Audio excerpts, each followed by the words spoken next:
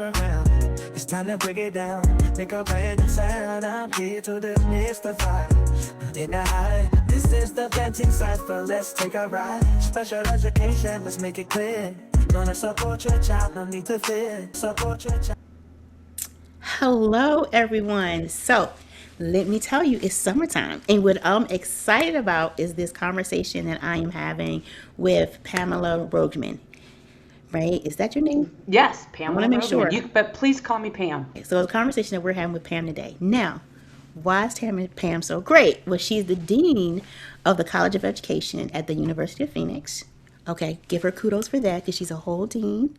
And she's making changes in spaces that we need to have this type of information, as well as the influence education has on social, emotional, cultural learning and education. It is the foundation of who we are, especially as adults and children and teens, right? So she has spent over a decade in education, teacher preparation in both the public and private sector. Prior to that, she was an award-winning high school English teacher for 18 years in Arizona. Okay, I just got to give you a clap for that. 18 years? Oh my goodness. It's a lot. It was the first half of my life, for sure. Yes. For parents who may not be familiar with the term, what is the summer slide? Because that is what we're talking about today. I can't wait to get into the summer slide, but first I have to pay kudos back to Genie for all of the work that she is doing. I'm super excited to meet you, and I was humbled because of all of the work that you do. So I hope that I have something of value to add. But I want to tell everybody just a couple of stories. So I was a high school English teacher for 18 years. I taught a 0 hour. So when I wake up in the morning, I'm still wondering if I'm planned for my 0 hour. But I have to tell you, every fall I would come back to teaching and I would ask the kids to do something. And they would be like, oh my gosh, Miss Rogue, I forgot how to write. Like they literally hadn't written a word the entire summer. And that to me truly depicts what the summer slide is. So the summer slide is just what it sounds like. It is the academic loss that all of our kids, unless we combat it, experience over the summer. It was really funny. I was just, I just wanted to get a feel for what all you do, and I just listened to your podcast on homework, and it cracked me up because when I heard you talk about the workbooks that your mom would have you do, I can't tell you how many parents, even for my seniors, would come to me and say, Miss Rogeman, can you please, send me home with some worksheets to make sure that my kids, stay up to date all summer, and the worksheets and the workbook, and I think that's a lot. We're gonna talk about a lot of things today, but I love how proactive your mom knew to be in those days. I mean, she knew what the summer slide was and what happens without it having a name. I just also want to add one thing to your audience, that please feel free to steal this from me as a mom and as a teacher. This is what I used to say. There are a lot of reasons to cry in this world, but homework is not one of them. I feel like as an educator, we owe every single child in our classrooms a year of academic growth once they come to us in the fall. And it breaks my heart that we work so hard to give them that year of academic growth. And notice I say at least, because our students are way more capable of more than just 1 year of academic growth. But it breaks my heart that we put in all that hard work. And by we, I mean teachers, students, parents, caregivers, friends, tutors. We put in all that work over the school year. And then when summer comes, obviously, we need a break. We absolutely need a break. But I'm going to go back to your workbook example a lot, because what I hope that we leave this discussion with is recognizing that learning over the summer doesn't necessarily have to look and feel like school, because our kids do need a break. One other point that I loved, and we're gonna kind of tease this out a little bit, is when you were talking about how with your own children, when they would come home from sitting in their desks for 6.5 hours a day, they needed to come home and they needed to get their wiggles out. In my house, we used to call it chill time. I would give my kids that's what they got. I'm like, okay, we have 45 minutes of chill time. do what you want, and then we're going to knock out the to-dos. But that's kind of what we're talking about with summer, because our kids, they do, if we talk about the whole child and the social emotional aspect of who they are and their mind, their body, and I'd like to put in there their spirit as well. Yeah. Like they do need that break, because I mean, especially when they get to middle school and high school, it is a grueling schedule. It is grueling for them to get up every morning, have those backpacks packed. Just, I mean, number one, it's grueling for us as parents to get them out the door, but for them, and a lot of schools are having like non-traditional schedules and everything now, but for most junior high and high school kids, they still have at least 5, probably 6 or 7 classes a day. Yep. And they're shifting from one class to another, and it's exhausting for all of our kids. And as you say, what is true for what is true for neurodivergent kids is true for all kids. Those transitions, the changes that we're asking them to make, it is nice for them to have a break. But when we talk about the summer slide, what we need to make sure that we're doing is that, I like to say, we are still keeping our kids curious, confident, and we're keeping them connected. I'm going to say that again. We're keeping them curious, we're keeping them confident, and we're keeping them connected. And this applies for our kinders all the way through to our seniors, because the minute they get back to school, they're going to have to use those skills.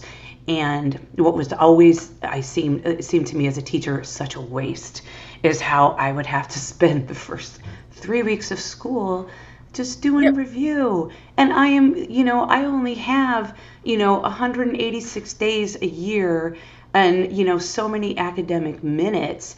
And I felt like, I was just like at a track meet with a stopwatch the minute my kids would walk into my room, like, I don't want to lose 1 minute. And yet we're, spending all of this time at the beginning of the school year doing review. The kids don't like it, and so anyway, so I'm happy to talk about all of these things, but one of the things that again, just listening to you talk and the work that you do, and when you're helping parents go through IEPs and just meeting all the individual needs of all their kids, whether or not they're neurodivergent, is how connected and how deliberate and how engaged we need to be as parents. And I know not all of us have the luxury of A, not working during the summer, or B, working from home. And that is where it gets tricky. So I think when we're looking for what does our child's day look like during the summer, where they're staying with a caregiver, a grandparent, and friend or whatever, like, how are they spending their day, and how can we set up our kids for success? And I think all kids, again, I'm going to say we're meeting the needs of individual children. Right. All kids, yes, they leave the grueling schedule of the 7:30 to 3:15, but our kids get a lot of security from a schedule. They get a lot of security from a routine. And I think it's, with my own, I am a bonus mom to 3 and a biological mom to 2. So I like it. I had a herd of 5 at one time. But, it's like I needed and they needed the scheduled bedtime, the scheduled meal time, the scheduled wake up time, especially with my teenagers. Like, was it okay for them to sleep until 9 or 10 o'clock in the morning during the summer? Sure. But they were going to they were going to eat 3 times a day. They weren't going to stay up till 2 o'clock, 3 o'clock every single night, because, then it's such a rude awakening when we're trying to get them back into the school year. And now here we are mid-July, and most of our schools are starting earlier and earlier. Yeah.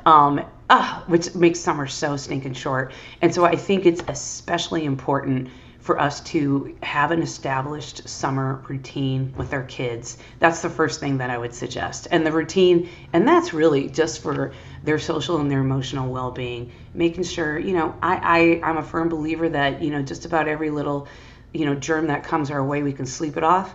But we've got to make sure that our kids are sleeping, that our kids are knowing when they're going to eat and that they're going to eat, and they're not just going to snack all day long, even though they can graze the kitchen all summer long. But we need to make sure that they're getting those biological needs met first.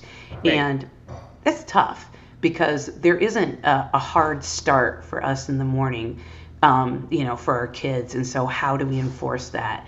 And I think the way that we enforce it is we give them a voice and a choice in their schedule. I've heard you talk about that before. But we also, we ourselves stick to that schedule.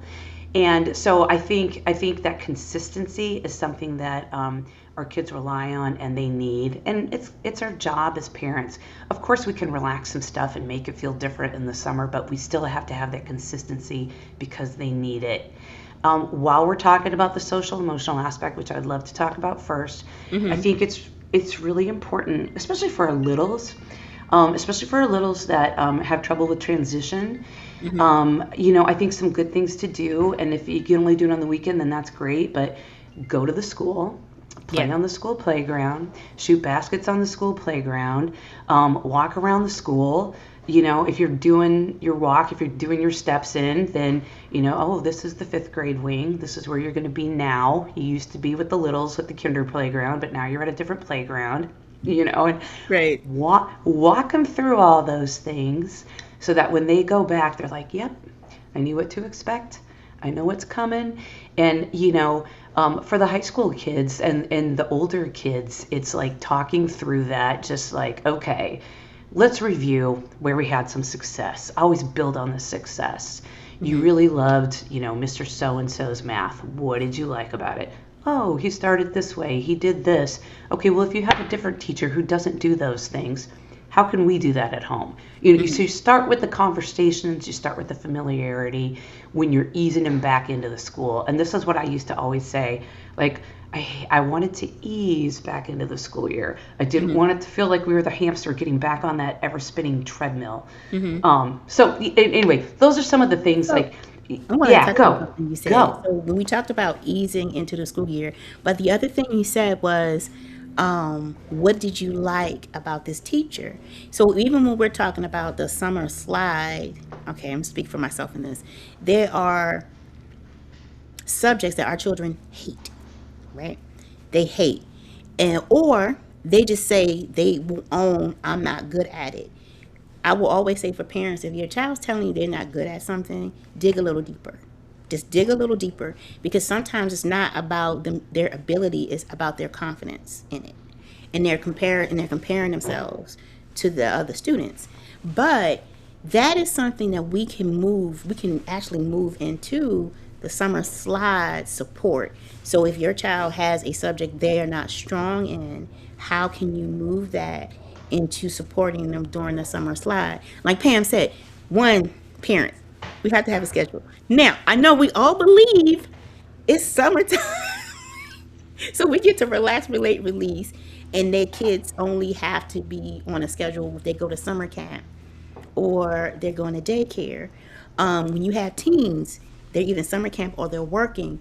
But like Pam said, regardless, especially with neurodiverse children or children, period, they still need to have a time each day, 5 days a week, that this is the work that they do. And I'm going to ask you this question, Pam. Do you suggest a certain amount of time that they should be working on a subject? Should they be working on the same subject every day? Or should they be mixing it up? So, okay, this is a great question. Let's move into the academics, because there are certain, academics. So first off, like what I used to always say to my students, even before Carol Dweck's research came out about the malleable learner, when a student would say, I'm not good at math, I would always finish that sentence with yet. I'm not good at math yet. I hate to read, and I would finish that sentence, and I would always say, because I haven't found what I'm interested in. But I do think so. So is there a specific time? I'm going to say that the specific time amount depends on how old your child is, and also what your child's day looks like. But I think what I've found is that the consistency in the three bigs, and the three bigs are reading, writing, and we used to say arithmetic, but especially so. I'm going to start with the subject that I didn't teach. I was a high school English teacher, so let's start with math. So math is one of those things where there are certain skills we all know when our kids are in their younger grades. They do the times test, they do all of that, and because they're getting that rote memorization in their brains, and they have to remind themselves of that. And so for our younger kids, I would say, you want to do it more than once a week. You want to remind them. And so, you would see the homework that your child brought home. So do those kinds of things. And what I like to do, would always suggest, I've heard, and again, I've done some of these things and I've heard some of these things, so I don't pretend that I was the perfect summer slide mother. But what I would do is we would try to do the work in a different format. For example, we all have a bunch of paintbrushes around. I would take a pail of water out. We'd go sit outside on the sidewalk, on the porch or whatever, and we would do our math facts, but we paint it in water on the we'd make it fun. Okay, today let's do our 7s, let's do our 8s. 8s are hard. Let's do our 11s. Let's do our 12s. Let's go through our math facts. Let's do that. And so maybe we start, we do that a little bit different every day. And then as our kids get older, and full confession, can I do the math of a 6th grader? But Me neither.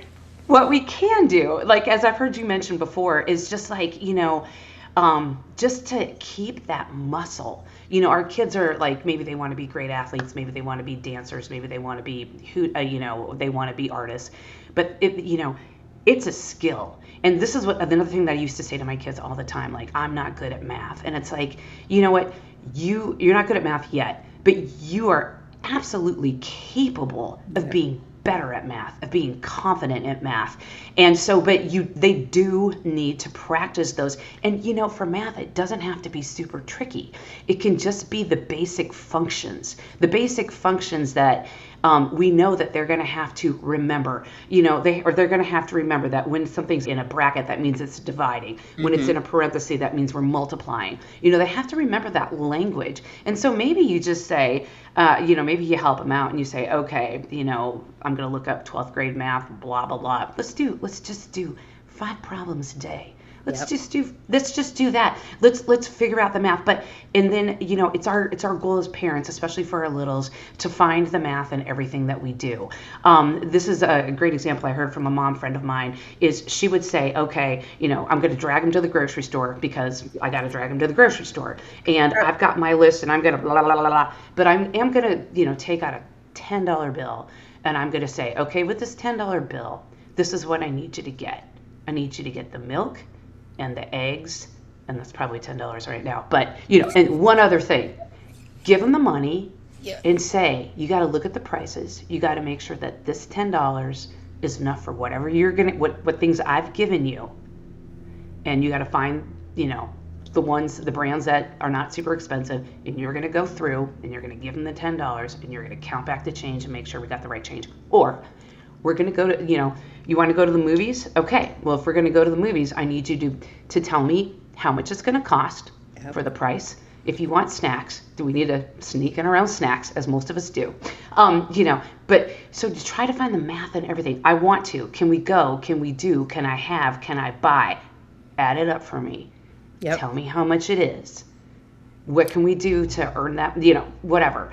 And, real life concepts. It's real life concepts. Exactly. And it helps them pull from what they've learned. So that helps with the summer slide, where they forget is, okay, now kids are going to give you the eye. They're going to give you the side eye. Why are you making their life difficult? Of course. But it is something small, even cooking.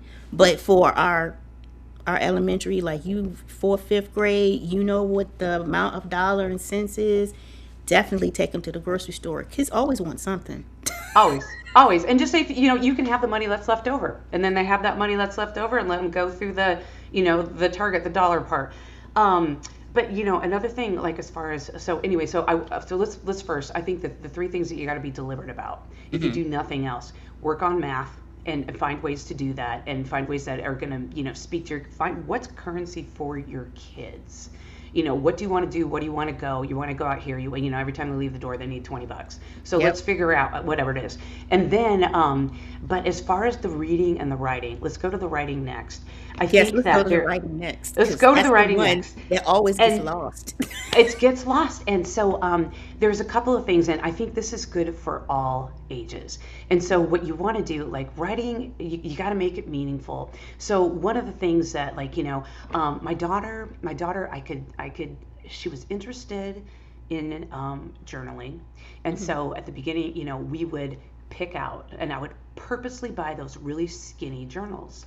And I would say, pick out one. And then when she filled it up, we could go again and pick out another one. But this is the thing that's tough. I wanted my kids, your kids need to see us write. Why is it important to write? I write emails. And, especially for her younger kids, yes, they need to learn keyboarding, but there's all the research that shows that writing by hand helps build different muscles in our brain, and especially for younger kids. But I would argue also for our older kids, because in high school now, a lot of times that we will need to have our kids demonstrate their thinking and making sure that they're not using AI. Using AI is great if it's used correctly. So that's another whole discussion I'd love to have with you the next time I come on your amazing podcast. But with our older kids, they need to still know how to do that. And the great thing is, I would say, you just go online really quick and you find really high interest journal topics for young adults. Tell them, I'm not going to read it, but you got to write. And then, you can write it as well. And you have the journal. But the best thing I love is to have your kids write letters, all ages of your kids, and especially to your relatives, even if they live 2 doors down. Because what I have found is that every time my kids write a letter to a relative, that relative writes back, because they want to stay connected to their niece, their nephews, their cousins, their whatever. And to show you writing the letter as well. And then, actually seeing that happen, they're writing actually to someone. Love it.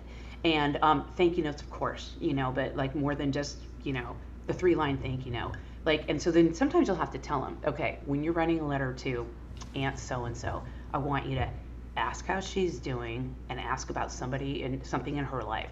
Then I want you to give them 3 things that you have been doing and how it's made you feel. And what you're really doing is you're teaching your kids how you're giving them sentence stems, and then you're also giving them evidence to support those sentence stems with. That's what you're doing. But the writing thing, the writing, every day, it's not hard. And so, and again, you find out when is your kids, whether you have a neurodivergent child or you have a child who is not neurodivergent, you find out when's their productive time of the day, when can they focus.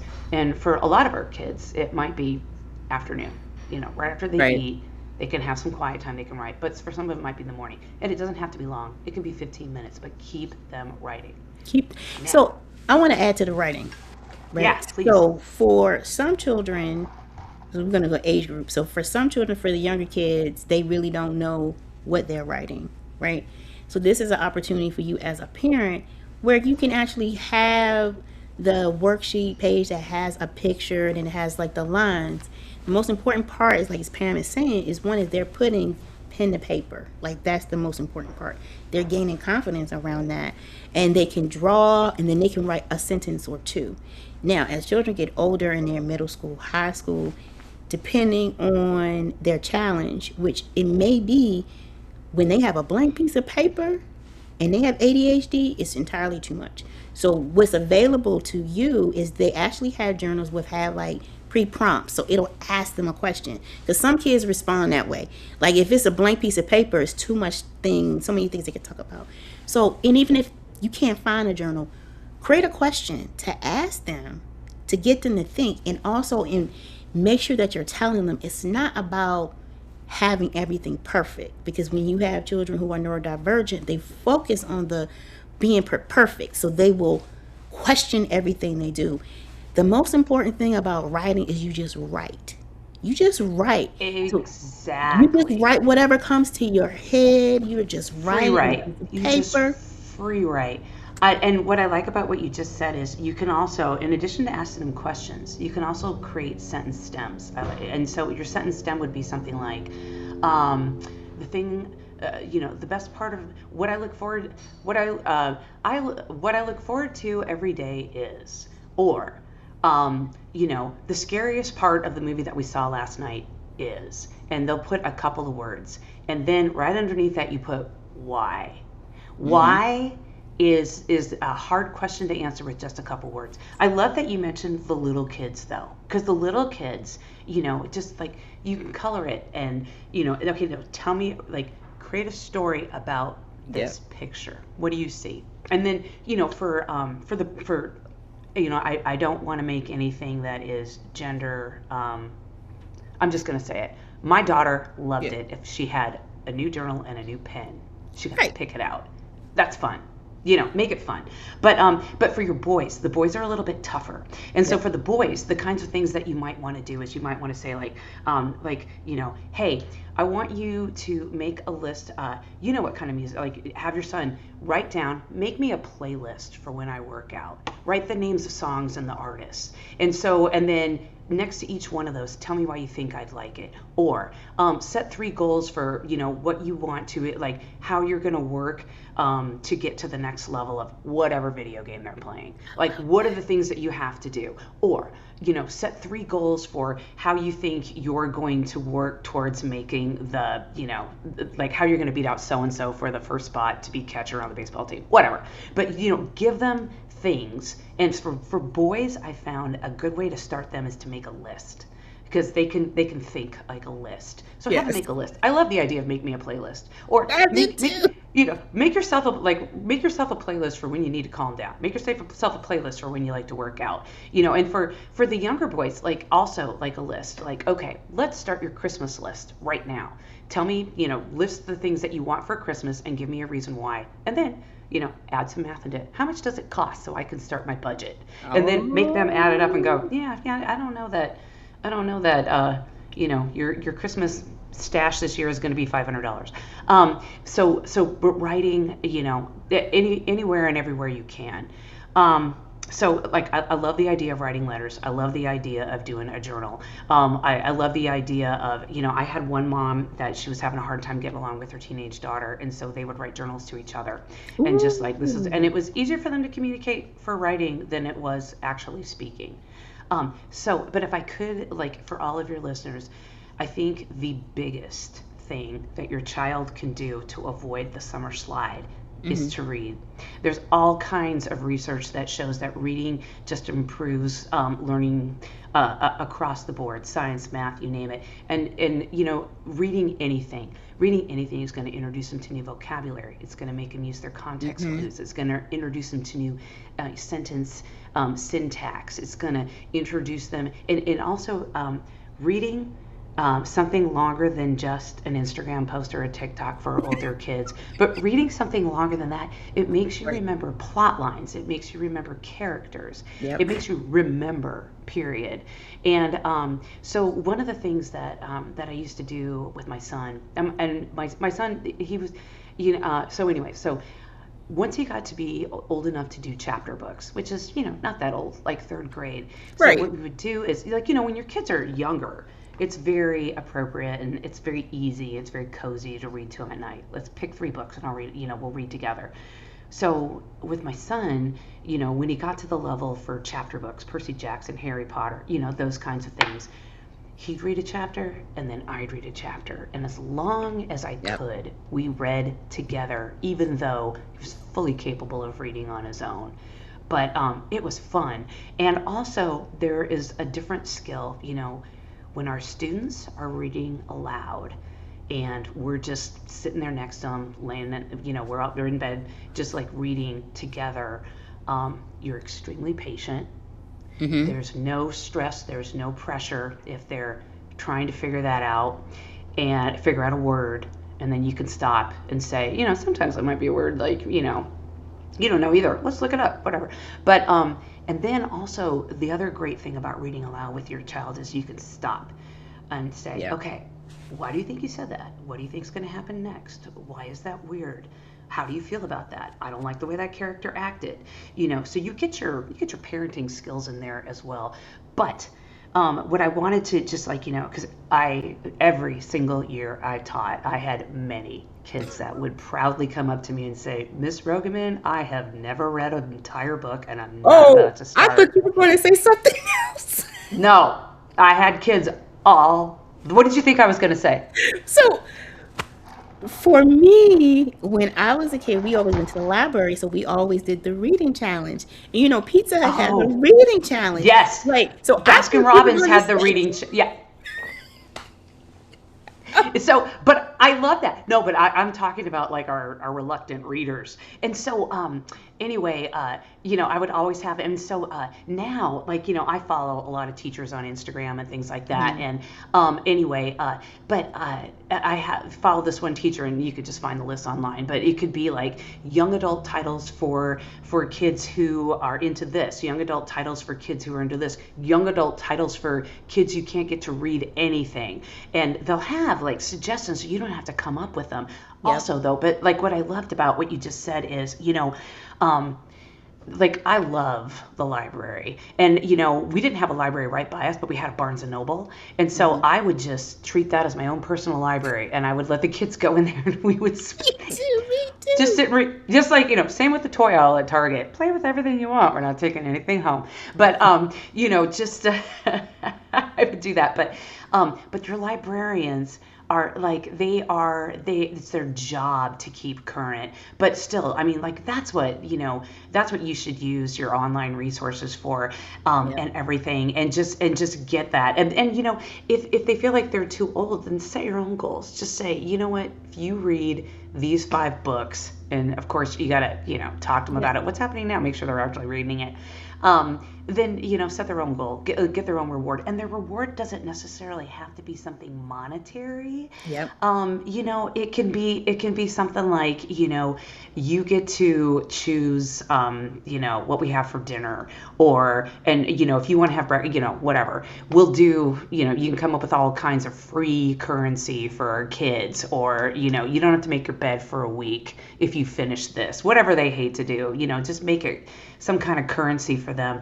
But I just, and the library, and most high schools, if you don't have a library near you, most high schools open up their library for the public during the summers. Yep. And so, and your libraries are free, and also one of my, I because, I like to read, former English teacher, and I have a book habit. So, if you go to, now it's trendy to go to all they now call them resale. I call it the Goodwill. But if you go there and you get all the books, then I take them in, and then I bring some home. But and then reading, the other way that you can get your kids to read, and of course reading something longer than a post. See, that's where the thing about reading also is we have to get our kids ready. What the summer slide does is it really shortens their attention span, because they might be learning about stuff and reading stuff, but TikTok can't be their only search engine. Right. It can't be. They have to read something where it causes them to like follow a storyline, do something. And so again, I don't care if it's comic books or whatever, but and then maybe you sit around at the, when you're sitting around and it's okay for you to have your device and just say, okay, what's going on in the world? Tell me what's happening. Let's talk about it. Why do you think? And they have to like read a little bit more. Or, another thing that you can do is like you find their interest. Are they, following, the Dodgers or whatever. So, tell me about Otani's upbringing. Where's he from? What kind of country is that? What was it? And then you make them do the research, but you're making them be curious. But, so I think that one of the things that, or, some of the things that we can accomplish during the summer is we can really connect with our kids as far as learning, make it not be scary, make it not be weird to ask them about how they feel about math or, whatever, and to set ourselves up to kind of help the kids. Like, okay, like let's go back to that one discussion that we were talking about, oh, you really like that math teacher. What did that math teacher do? I don't know, he made math easy. Why did he make math, let's say she. Why did she make math easy? Well, we started every day and we reviewed this. Then what did you do? Then she would do problems together. Then what? And then what I used to do for my kids, this is another tip. My daughter had a math teacher that she loved. And so the following year, I asked that math teacher, I'm like, hey, do you tutor?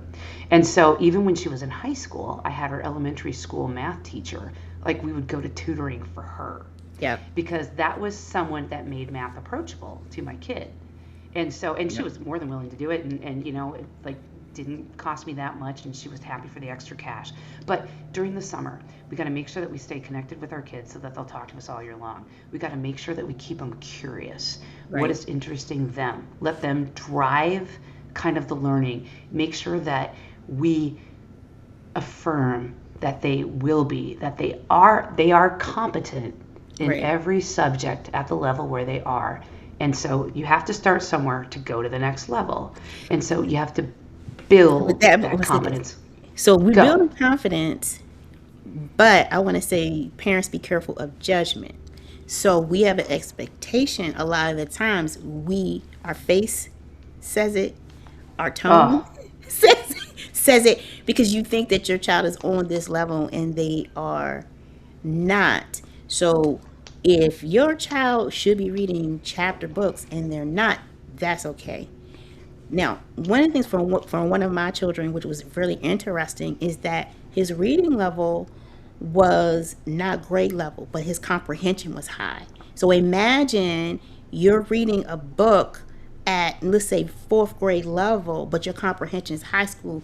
That storyline is boring to you. So what I would do is I would get supportive audiobooks, right? That would be his support. So then that way he actually can have a story that's engaging, but he's simultaneously reading what he can and then listening. So think of like alternative ways, because you want, like Pam is saying, you want to keep them engaged. For our high school students, right? That they can read, but long form is overwhelming. Boy or girl, manga. Manga is Japanese form of comic books, but it's always like one, two, three sentences per image, right? That's a way to engage. And like Pam is saying, it's exploratory in the summertime. Like you get to ask those questions, not lead. Pam said that, not lead, but engage them. Figure out where the apprehension is. Figure out what they don't know, right? Then figure out how to fill the gap.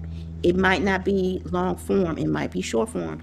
It might be I want to read this long form, but I'm actually have ADHD and I actually capture more by listening, but still have the book in front of them. So you're building these skills based on where they are, but you're not diminishing their confidence. And a lot of times when they're in school, that is what makes them not like reading. That's what it is. And they're Jeannie, not I being gotta. engaged. So I have to support her story. I have to support her point. I couldn't agree with you. Like, there's not a number for how much percent I agree with you. I had a student one time. I was teaching high school English and it was American Lit, and we were teaching, what we had to teach from American Lit, and it was we were reading a story called The Crucible, and The Crucible was, I don't know if you remember it, but Yes, I do. it's an American history story. Anyway, it's about the Salem witch trials, and it brings up all kinds of things. And anyway, so I had this boy. He was a junior in high school, and he was just not doing great on written quizzes and papers and things like that. And so then I just on a hunch, I brought him up to my desk, and his name was Robert. And I'm like, hey, Robert, tell me why, what feelings we should have about the main character, John Proctor. And he started talking to me, and he was super articulate, and he proved to me that he understood everything. And where he gained his knowledge, to prove Jeannie's point, is it was a play. So we read much of it out loud. So he heard it.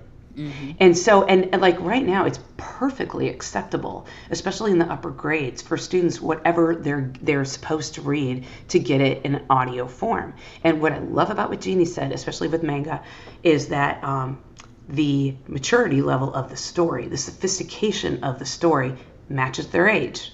Mm-hmm. And it's not insulting to them. It doesn't insult their intelligence, because, of course, they can understand it, and they are sophisticated enough to follow that plot line that's age appropriate. So why in the world would we insult them and make them read an inappropriately aged story? Yep. Brilliant. Exactly. And as far as audiobooks go, you know how we schlep our kids around, we're driving them here and driving them there. I love starting a book, an audio book in the car. So every time we're driving, and you of course, but rather than have them put their headphones in and get on their phones, let's listen to a story together. And get a high interest book, get a mystery, whatever's gonna, whatever's, or a funny book, whatever. But put the book on in the car, and it gets them, again, because you want to increase their confidence and their competence as far as following, increasing, again, their ability to think, increasing their patience, increasing their attention span, because their attention span is where they do the deep thinking. Yep. But I also just want to, so anyway, so we're trying to stay connected. We're trying to increase their curiosity. We're increasing their confidence and their competence. Sorry that all these are starting with C. It's just happening. But also what I like is I like using the summertime to teach kids how to self-regulate their emotions. So we talked about that before. How can we create calm in the summertime when it's not as busy as normal time? How can we teach them to create their own calm? What does that look like? And so it might be, we have to set, again, for everything we're talking about, we have to model, which is hard. So hard. We're busy. We're busy, and I'm sitting here going, okay, I'm sitting here, and I could be doing whatever. But the calm might be, again, creating their own calming playlist. It might be finding their space, their place in the house where nothing else bothers them. It might be whatever is that activity. Are you drawing? Are you, using the big kid coloring books? Are you doing just something where are you watercoloring? And let's think of something for the boys. For the boys, I don't even know. Lego. Legos. Legos are great. And so they're just a space where they get to be calm. And so during the school year, when you see the tension level rising, whether it's about homework, whether it's just about, I don't want to go to school, whatever, let's sit in the space that we start to associate with calm and self-regulation. I love it. Right? Yep. Yeah. So, I wanted to talk a little bit. I did, because I respect you and your podcast, I did prepare some notes for things to look at if you feel like your kids are kind of suffering from the summer slide, some things that I think that we should be on the lookout for is, do we find that our kids are a little bit less confident, that we're finding that they're a little bit frustrated? Do we find that they don't want to do things on their own anymore? Do we find that they're, they're having difficulty following routines? Those are the kinds of things that we know are triggers or are symptoms of them losing kind of their edge. And, their edge where they know when they have to and how they have to kind of dial in to perform at their best. Right. And so if we see some of those things, then the first thing, because as a teacher, if I was having a class that wasn't doing what I wanted to do, the first place I would always look at myself. Right. Because, the problem is what am I not setting them up for success? Because our kids will find something to do. And we want to make sure it's the thing. Kids will not be bored. They will find something to do. They'll entertain themselves. They'll entertain themselves. And so what we want to make sure is that, we're kind of driving that, or if we're letting them drive it, it's productive and it's helpful. And so, the first thing to always look at is, what is my routine? All kids want the routine, and they want to know what the routine is. And sometimes, many times, what that means is you got to put it up somewhere. I used to have an easel in my kitchen. I still have the easel in my kitchen, and I would, put, especially for the weekend when the schedule was weird. This is what we're doing. This is when we're doing. And when are we going? Look, And so maybe set it up, or maybe every single day you have okay. Maybe you give them again voice and choice. These are the things that you must do today. You can do them whenever, but they have to be done before 5 p.m. Not they have to be done before you go to bed, because then at 9 o'clock it's a big fight, and then they're trying to, whatever. So, take a look at your routine first, and then talk to them. even as young as they are, okay, we're gonna practice a little math. This is how we're going to do it today. Maybe we're going to go to the store. Maybe we're going to start by, like for our younger kids, maybe every single day we're going to do our math facts. We're going Right. to do nines today. So addition, subtraction, multiplication, division. We're going to do all those. When do you want to do it? Okay. And then, you can also, what I always found it was really funny is like my kids would have friends over and I'd be whipping out the stuff and the friends would go over there like, oh yeah, let's do this. And then it's fun Right. because the friend made it okay. Friend made it cool, so they do that. But, also, I think, what I used to tell my kids is, all right, we're going to do one fun thing a day. We're not going to have, maybe we'll probably have fun all day, but we're going to plan one fun thing planned all day. And so, one of the things I used to do is, and again, I always tried to do things that didn't cost a lot of money because, again, at one point I had a herd of 5. So Right. one thing I would do is, like, if we couldn't afford to go to the zoo or if it was too hot to go to the zoo because I live in Phoenix, we'd go to PetSmart. The fun thing that we're going to do today is we're going to walk up and down the aisles. We're going to look at the animals. Now, how can we make this educational? And all of a sudden, it's my biology, class. All right. So what kind of animals do we have here? What is this related to? Blah, blah, blah. You can plan your fun thing, your outing, and it doesn't necessarily have to cost money, but in a lot of cases, it does take your time. And Right. so the other thing you have to think about is, if your kids are at daycare, there's probably an academic part there. So I would definitely, figure out what they're doing all day. And if you know that they're checking those boxes for you, then when they're home with you, you can make the learning fun. You get to do the fun stuff. Right. If your elementary age kids are with a caregiver of some sort, then, you can spend some time and set your caregiver up for success. And your caregiver, I'm sure, would appreciate saying, hey, you've got my kids all day.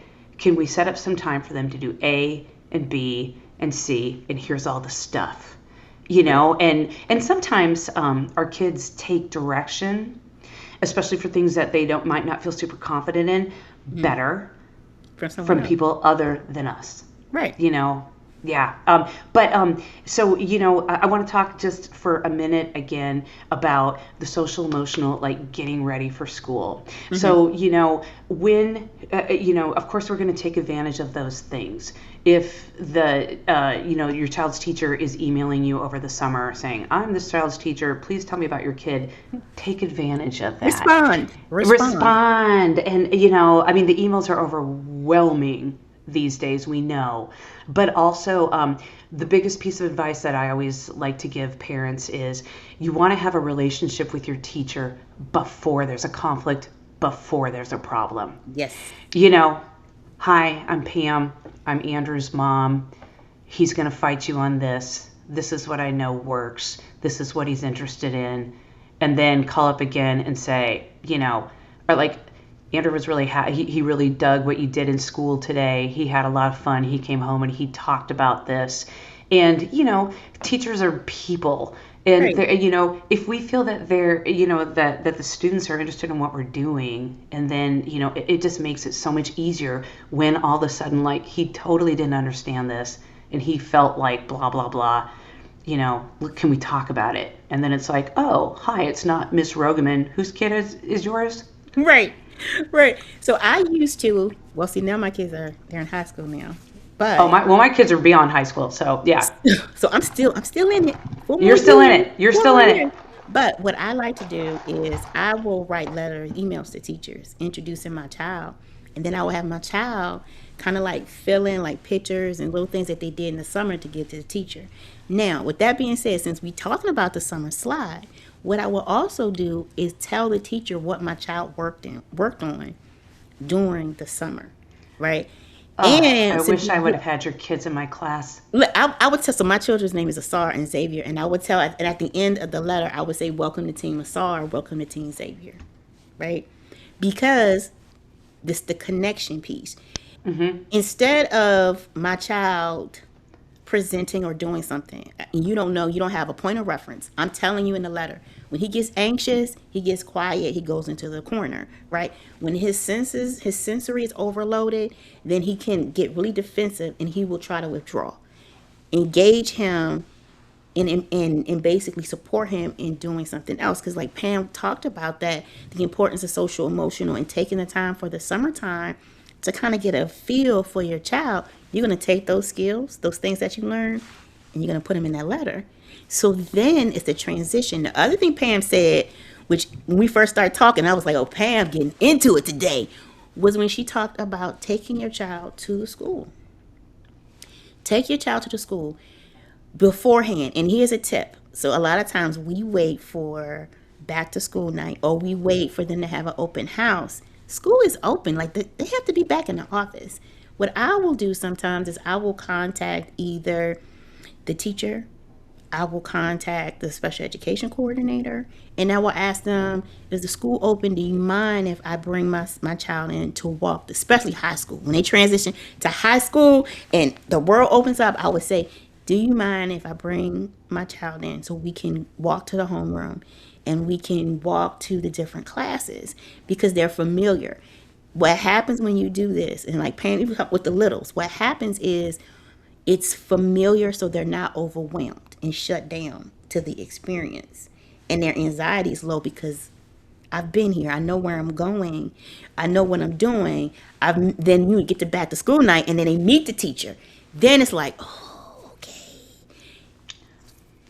Those kids. What is brilliant about that, especially with the high school kids, and it's not just when they're transitioning to a new school as a ninth grader or a 10th grader, but what is so brilliant about that is for them to go when, like, and even when they do the open house, even if it happens before school, but usually open house isn't till 2 weeks into school. Right. But when they're there before, there's nobody else there, and they get their bearings straight.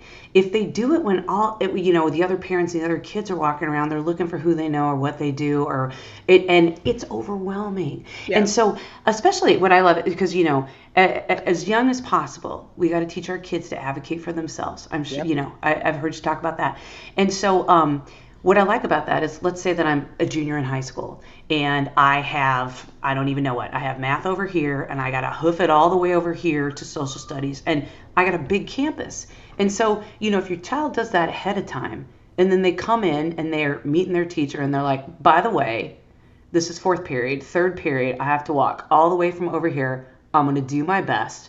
But if I'm late, I just want you to know, if I'm tardy, it's not because I'm screwing around.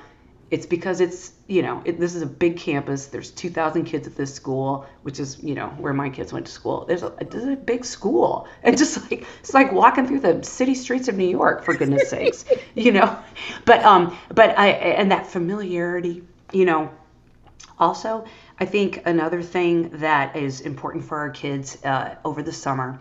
We know our kids cannot learn until they feel safe. Yep. And our kids will not learn from a teacher until they feel that the teacher cares about them. Period. I don't care if they're adults in college. Those are two things. And so by teaching your kid to advocate for him or herself, what you're doing is, as corny as it may sound, instruct your kids to do these things. Stay after class. Introduce yourself to your teacher individually. Yep. Tell them, and give them something to say. Say, oh, hi, my name's Andrew. Last year I had Miss Pino for English. Just wanted you to know that. Just so they talk, so they can advocate for themselves. So again, when they have an issue or the problem, it's not foreign to them. But also, we have to remind our kids, especially with our young kids, we have to teach them how to be social, especially if they're going to a new school. And so, the kinds of things that you can do are you in the play area at the mall? Are you in the play area at the McDonald's or whatever? And if you know that your child is shy and is not one of those that becomes the mayor of every town they walk into, you've got to we say that we the metacognitive learning that we do with our kids at home, like with reading, when we read aloud with them, what do you think that word means? What parts of this word look like other words? What's happening around that? That's the metacognitive. We're teaching them how to think about their learning. We have to teach them how to think about their social interactions as well. And so it might be something as simple as your kid goes up to a crew of kids at, the play area. Your child is young, and those kids don't want to play with your kid, and they come back and they're all pouty. And then you put the words in their head so that they don't have their own kind of words in their heads that are not productive. And you say, okay, well, why do you think that is? I don't know, they all came together. Right. Okay, when you're with a group of kids that you all come together, how open are you to welcoming a new kid? Well, we don't usually let other kids in. Right, so should my feelings be hurt by that? No. What should I do? All of those questions. Yep. Or like, they're going to new school. All right, so, and I would find out, what does lunch look like? Do they sit with their assigned class, which sometimes is a lot easier because then they don't have to choose who they sit with. But when they go to high school, our kids, like junior high, they're not, by the time they're junior high, they, are texting all their friends, what lunch do you have, blah, blah, blah, where should we meet? But when they're getting there, we can't assume they know that. Yep. You can't assume it. And you want to make sure that they feel comfortable socially, that they feel their confidence is back. And, and also, we have to teach them how to be presentable, because over the summer they get really lazy. Like you got, like, why do I have to brush my teeth? I'm not going out of the house. For goodness sakes. Goodness sakes. Why do I need to put deodorant on? I'm not going to. Why? For goodness sakes. Yeah. We have to remind them, this is what we're presenting ourselves. We are representing ourselves, and we want to make sure that, for kids, school is their job. And that is, how are you presenting yourself as your job, and you got to elevate yourself in certain situations. And, we have to teach them all of those things. Anyway, it has been a joy to talk to you, and I'm going to become a regular listener now. I love the work that you're doing. I think there are so many places across the country that don't have an advocate to teach them how to walk through their kids' daily lives and to set them up for success. And so I just wanted to say personally to you, Genie, you're making better communities because you're, making kids really succeed in their first community, which is school, and then they're going to go out and be great citizens and make all of our communities better. I so admire the work that you do. I just wanted to say that. Thank you for being a guest on the show. So let's recap, because I always say, like, what are the 3 things? So I'm gonna recap and you tell me if it's right. You got it. Once we're for summer slide, we want to pay attention to routine, right? Routine. We want to engage our child, be curious with them about what they are interested in, so they gain confidence. And then we want to make sure that they are confident in the academic skills, their social skills, and the transitions into the next grade. Be present for your child. Be present for yourself. Be patient with yourself. Now listen, you may listen to me and Pam and like, they have time for it. No one has time. You make time. You actually squeeze them into the things that you like and that they like, right? Those are the ways that you can do it. There's no template. There's nothing in perfection. It's just about effort, right? And being curious. What did you say? Confident, curious, and go. Well, I know. You got to connect with them. You got to keep them curious. You got to build their confidence, and also I like to add, just teach them how to calm themselves down, how to self-regulate. But everything that you said, consistency over time, and that's what builds results. We fall back to our habits, and so consistency over time. It's not going to be, a one pill panacea fixes everything, but consistency over time is for sure. This is the venting cipher, let's take a ride. Special education, let's make it clear. Gonna support your child, no need to fear.